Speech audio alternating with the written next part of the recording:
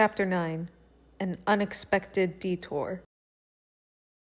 I could tell Anika's lightsaber skills have greatly improved since we last sparred 3 months ago, but something seemed off with her. When our blades collided, I locked my eyes with her and noticed she was hesitating a bit on the strikes. I used my left arm to gently lift her up with the force, but that just got her irritated.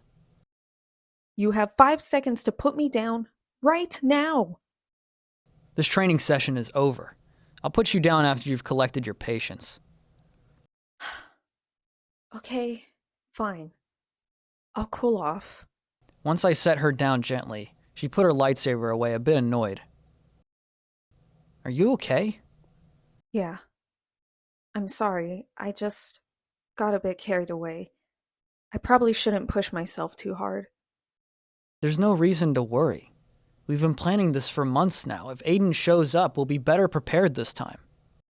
I know, it's just... Never mind. No, tell me. I'm listening. I feel like Aiden knows something I don't. He claims he knows who killed my parents, but I wonder if he's just saying that to throw me off. I don't believe he does. I would have caught on to him from the Force Echo. He's trying to use your past against you. What if he's right, though? I wish I knew the truth about my parents sooner. Maybe things would have been different. I understand, but we can't change the past. The next step we can take is to move forward.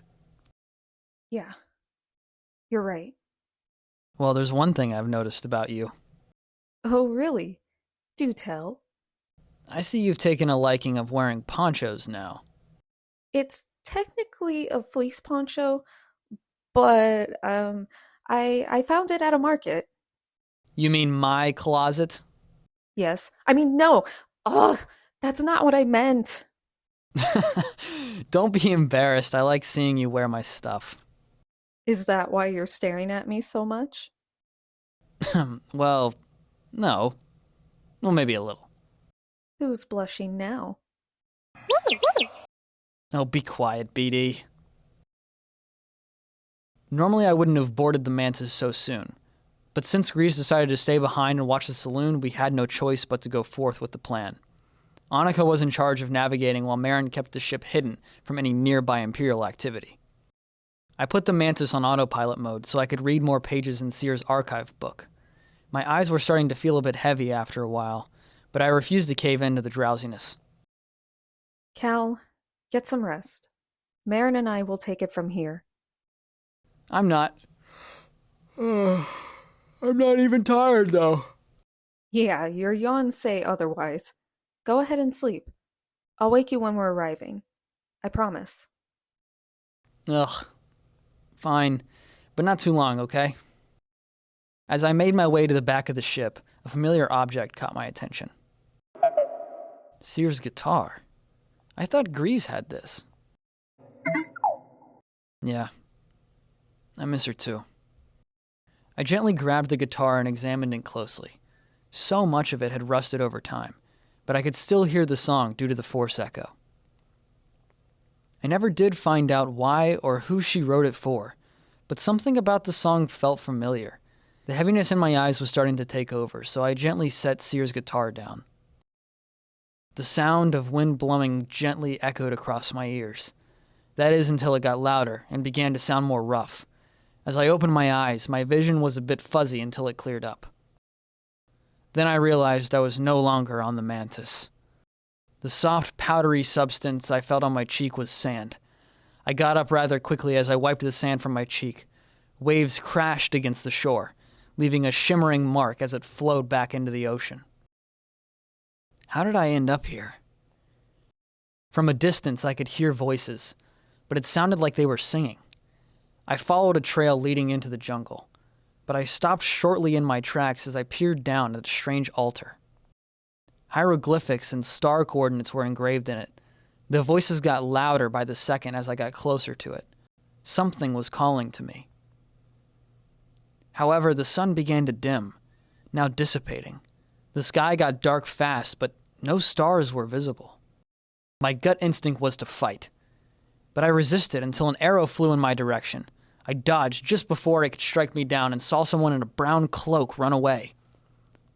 I tried to run after them, but the ground beneath me disappeared.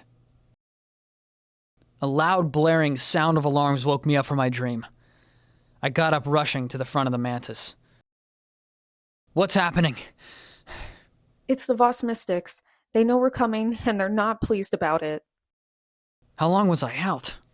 I don't know. Shortly after you left, I was reading a page in Sear's book until I knocked out myself. It wasn't natural, though. The Voss are doing this to us. How do you know? The page I read said that they can manipulate dreams. And by the way, they threatened to take down our ship if we didn't turn back. Take the ship off autopilot. Oh no. I know that look. What look? That's the I'm gonna kill everybody on the mantis look. You've been hanging out with Grease too much. What is it, Beatty? From the corner of my eye, I noticed Anika rushed out of her seat to follow BD1. As if I wasn't nervous enough, her worried state didn't help. Cal, something's wrong with Marin. I think she's in a trance too, but she's not waking up. We'll snap her out of it once we land. Hold on to something. We're coming in hot. Please tell me we're alive. We are, but the mantis isn't. Next time, I'm flying the ship. How in the blazes are we going to get out of here? Just as Cal was about to respond, a large arrow broke through the window, landing next to the co-pilot chair. So much for a warm welcome. Cal carefully exited the ship, while I jumped out of the window. Next thing I knew, we were surrounded by a bunch of cloaked figures holding spears. We don't mean any harm. Please lower your weapons. Just because we helped your kind once, doesn't mean we will again. Either you leave, or we take you as prisoners. You attacked us first. Now either you listen to us, or we do this the hard way. So be it, Jedi. Wait! Don't! What will it take to prove ourselves? The cloaked figure stepped closer, now removing their hood. I had never seen a humanoid species quite like this one. She was a bit taller than me, but what was slightly intimidating was her piercing blue eyes. She looked at Cal and I with such resentment. Her crimson-red skin shimmered against the sun, as she quickly looked upon her squad. Are you one of the Voss Mystics? No, but I can take you to them. On one condition. Hand me your weapons. How do we know you won't kill us after we hand them over? Cal, just listen. Please. Cal hesitantly tossed his lightsaber while I did the same. The Voss motioned for her guards to move along, while two of them stayed behind. Wait, we can't leave our friend. She's still inside our ship. My guards will help her out.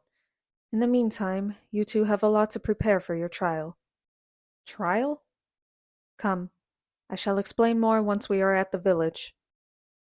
Are you sure about this? Do you trust me? Of course I do. Good. And next time, know when to pick your battles.